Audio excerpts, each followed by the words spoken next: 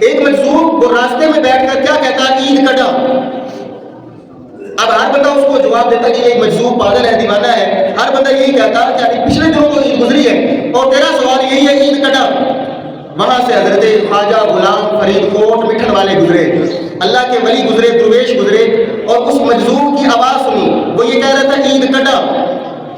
تو خواجہ غلام فرید کوٹ مٹھن والے آپ نے فرمایا کہ یار ملے جڑا جدو یار ملے عید اودو۔ اس نے کہا کہ یار ملے کٹا، آپ نے ارشاد فرمایا میں مرے جڑا۔ جب میں مر جائے تو پھر یار سے ملاقات ہو جاتی ہے۔ اس نے پھر آگے سے پوچھا کہ میں مرے کٹا، میں کب مرتی ہے؟ تو خواجہ غلام فرید کوٹ مٹن سرکار فرمانے لگے یار تکے جڑا۔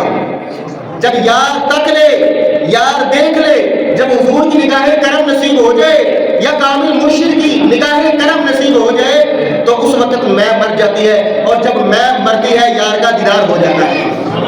اصل یہ تو وہ ہے نا کہ یار کا دیدار نصیب ہو جائے، اور بعض لوگ تو یار کے دیدار کو وہ سمجھتے یہ سب سے بڑی عید ہے، حقیقتاً یہ سب سے بڑی عید ہے کہ دیدار مصطفیٰ نصیب ہو جائے۔ تو دیدار مصطفیٰ کے لیے ہمیں اپنی میں مارنی پڑے گی، اپنی انا ختم کرنی پڑے گی، دل کے حسد بغض کینے نفرت قدورتیں ختم کرنی پڑے گی، پھر جا کے دیدار مصطفیٰ نصیب ہوگا۔